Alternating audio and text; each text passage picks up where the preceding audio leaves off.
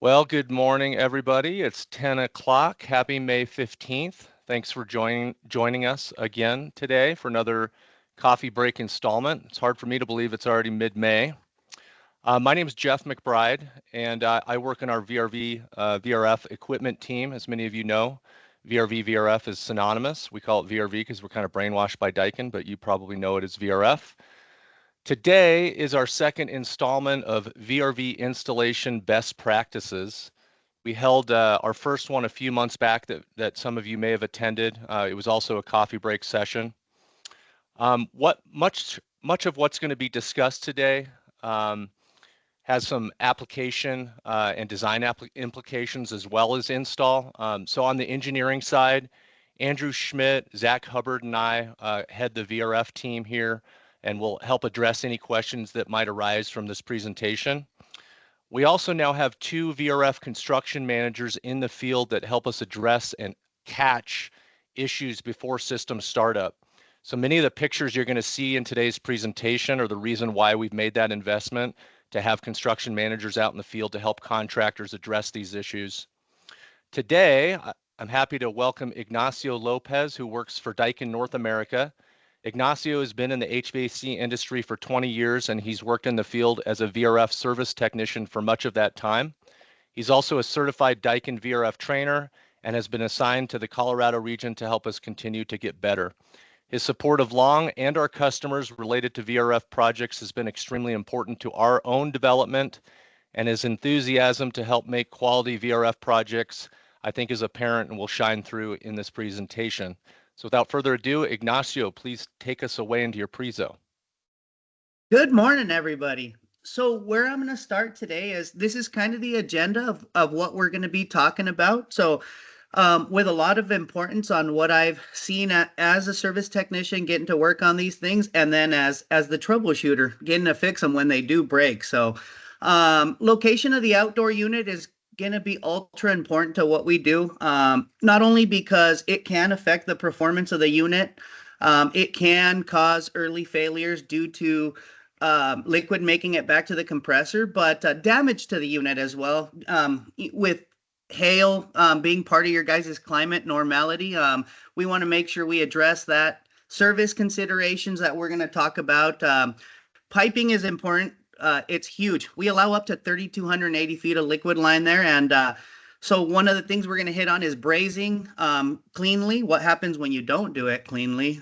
Building traps, whether they're on purpose or accidental. Lengths of the piping. So we have a beautiful program called Web Express that we're going to hit on just a little bit. And ref nets, the critical component within our Daikin system that we use to split all those refrigeration pipings to give us that added length and put it all together. We are also going to go through indoor units, clearance and future access, what to do, what not to do, and wiring. Super important because we want to maintain communication with this equipment once we hand it off to the customer. So air recirculation is huge. Sometimes it gets overlooked, but I have seen far too many issues out there where the unit is ingesting its own air that it's putting out. We know that air is our medium that we're using for absorbing and rejecting heat. And what happens when we recirculate it? The unit has targets it has to meet, and it's going to ramp the compressor way harder than it has to. So more wear and tear on the compressor. And one of the big ones in the heating climate is if we're recirculating air that has a lack of heat in it already because we already got it, and we're just putting it right back through, it allows the potential of liquid to make it to the compressor due to flood back, and that could be detrimental to the compressor. Early failures can happen. The other big thing is condensate removal, because it can cause damage to the unit if we don't get rid of it from within the outdoor unit, and it can make a hazardous area that your customers are walking through, or the technician himself. I've ended up on my back a couple times due to not paying attention where I was walking and where the nice ice skating rink was built by the outdoor unit. So, but like I said, it can also cause damage to those coils, which we'll see a little further on. Wind baffles and hail guards. So They can be one in the same. We have the Daikin kit, which will give you wind baffle, or it will baffle the cold air shearing through that coil. Because I know you guys live in a nice windy area, but it also acts as a hail guard, and they're both great things that we need to take into consideration when we are placing our outdoor units. If you have architectural surround protecting the unit from wind, you could just use flat hail guards. But if you don't, the Daikin kit that our wind baffles can help you with that by also providing both. Having beat up coils, again, air is where we're absorbing the heat, and if that air can't make it through the coil because it got beat up by a nice hailstorm, can lead to damage of the compressor. It could lead to bad efficiency of the outdoor unit. And then the last thing on my list here is serviceability, because I don't want to change a compressor if I have to do the following here. If you guys see, I'm not a track guy. Those are my high school days, but I'd hate to, have to jump over every single one of these pipes to make it to that unit. A lot of the time, if you just lay out the job a little bit, and I am going to speak to the construction support managers here. We always have open communication. So when they see something going in that might be detrimental to future service of the outdoor, we consult with each other, and we can actually, give suggestions of quick changes that might make the job better in the future. But, let's keep in mind, if a major repair ever has to happen here, we're going to have to make it through to those access panels, which whatever component might be necessary, and that can be a giant pain sometimes. Also, I'm just going to keep going with piping here. One of the questions that I get asked a whole bunch: what happens if I go over what this Web Express says? So our What I want everybody to consider is that the Web Express is an engineered piping system, and that's what it should be taken as. When we go outside the bounds of that Web Express, we are now in a gray area that we don't know how it's going to react if it's changed. So a Web Express is, when it's designed, its consideration is getting proper balance of refrigerant and oil back to the outdoor unit. And if we exceed those numbers that are given, for one, the program will throw its alarms and it will let you know that we're going outside those bounds, and we should always do our best to come back within them.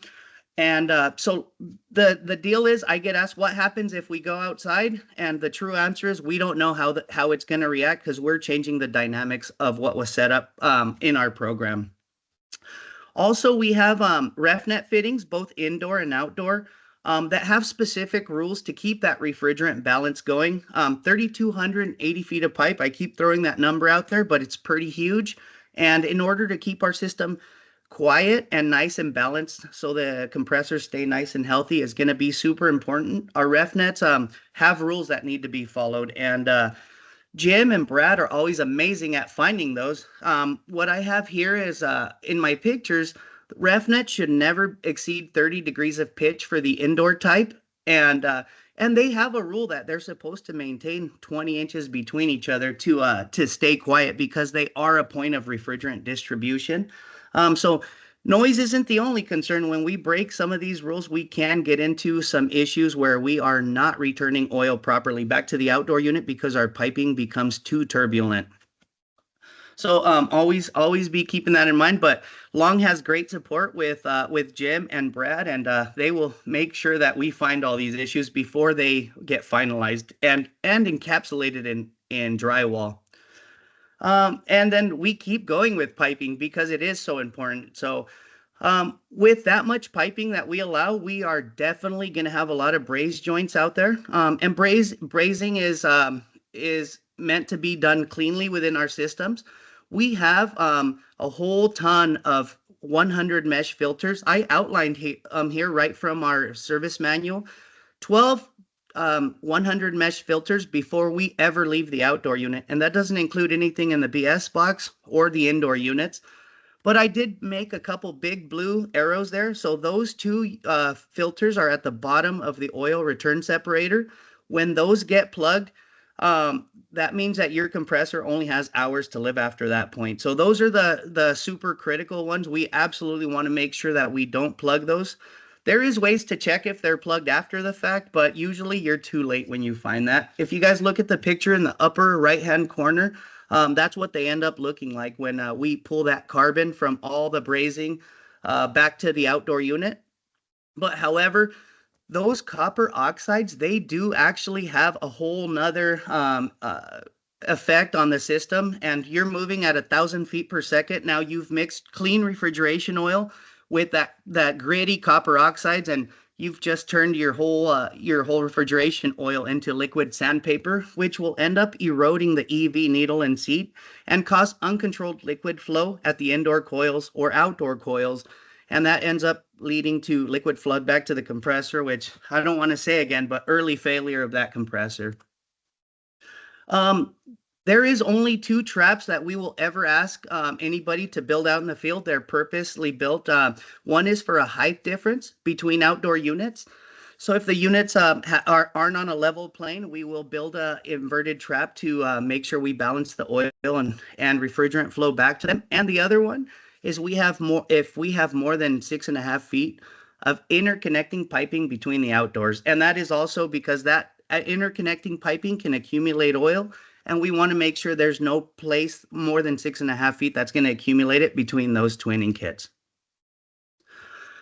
So when we look at what traps cause out in our system, so they're always it's always an accident because it seemed convenient, but what the traps do is they're going to slow down the velocity, and so oil starts to settle out and be retained out in the system. And what's going to happen is eventually that oil needs to be outside at the compressor, but when it's not, the unit starts to suffer from lack of lubrication. And what two things are going to happen, and they could come at any time, but the lack of lubrication is going to cause wear down of the compressor, where it could mechanically break. Something breaks in there, starts to shake violently. That could cause release of refrigerant of the entire system, or your compressor is just going to fail from overheated bearings within the compressor assembly. So, but what it means in the long run is that your customer has downtime and he's not happy with our system. They always see the little blinking light on the Daikin controller on the wall, and that's never a good thing. But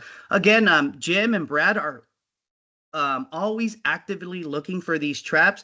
They do an amazing job. These pictures actually, so this picture actually comes from Jim to me. We talked about it and we got it fixed out in the field before the system was up and running and charged. So total invaluable resource to you guys.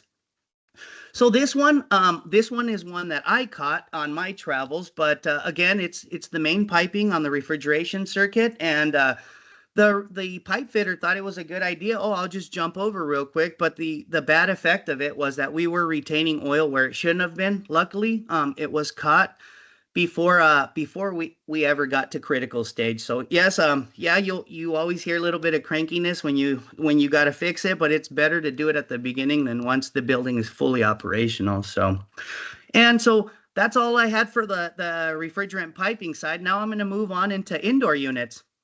So indoor units are super important part of, so it's what gives our clients their relief, right? So it's what they see. It's the face of Daikin. They're seeing our equipment because they're usually our cassettes or exposed units. When it's ducted units, they really don't get to see them that much. But clearance issues can be pretty big. All of our units, I did do a little snippet of our manual here, and we do have 60 inches of clearance to an obstruction or a wall, because what's going to happen is we're going to recirculate that air. And that recirculated air affects it just like it would the outdoor unit. It's the heat's been exhausted or it's been loaded with heat, and we're working our unit twice as hard. But we do have proper units that can fit every application. Some of our units allow pass-through. So for hallways, they would be amazing. And they allow for pass-through operation in a two-way configuration. Some of them don't, but just being aware of what the situation is before the units get selected. If it's in a hallway, let's pick the right unit so we can do pass-through, so we can keep our customer nice and happy. The problem is when we have too many units recirculating air, we end up running into it's compounding the situation. And if we have too many, eventually we're going to have bad stuff making it back to the outdoor in the form of liquid. So just a couple examples here of the units. We had tons of space where we could centralize these pieces of equipment, but they didn't because the piping became or so it just depends on the pipe fitter. So communication between all channels on the job site is going to be super important. But not only air recirculation, we have to work on these when they have issues down the road. So they're all going to have their own PCBs, their EEVs, and fan motors that will have to be serviceable down the road. Many years hopefully down the road. But let's just keep in mind where we're going to place the pieces of equipment so we can work on them down the road as well. So, couple important deals there with indoor units. And with that, I'm going to move on to. I will move on to communication wiring. I'll be quick here. I apologize. But we will we always say point A to B wiring. We do not want to be splicing wires, but my favorite job here, every single piece of wire was spliced in this job. This was one that I got to go on. Wire nuts will function initially, but they will start to degrade the communication of the system after a couple of years, usually when corrosion sets in. But with communication wiring, guys, I had just some fun pictures here, some spaghetti factory stuff going on. BS boxes on the roof, that's never allowed, but it was too late before. This particular rep did not have a construction support manager. We also had some damage from not getting rid of the condensate and improper ref nets being used outside when they're meant to be inside only. So, just a few things that get caught by our construction support manager out in the field. They are an invaluable asset for you guys. So, make sure that we are taking advantage of that. But with that, guys, I am going to pass it off to Jeff. Thank you very much, Ignacio, for going through that. Just so you guys are all aware, the Jim and Brad, who Ignacio has been referring to, are work for long, and there are construction managers in the field. We brought them on. Brad's been with the company for over 20 years, but we put them on the VRV team about 5 years ago to help us with all this stuff. A lot of these things were not being caught until post startup, and then you'd have premature failures because of a lot of these issues that Ignacio outlined. And so having them on the team, they're out there taking pictures, doing notes. They're working with the contractors to make corrective actions. It's really helped. It's really helped us a lot. We also have our training center is going to open up here in the next couple of months, where we're going to do more install and commissioning training, and also service and troubleshooting here in Littleton versus having to go to a corporate Daikin location, which will be great. So really invite engineers as well that want to come take a look at the equipment, or bring owners to look at the equipment. It's going to be nice to finally have something to show people here in Littleton. And the prizes here are $100 Benihana gift certificate. It's a little let's just assume I'm right kind of office toy, and some infusion, some whiskey infusion, alcohol infusion kits. Thank you guys very much. Sorry for going a little bit over today, but hope you have a great May 15th. Thanks.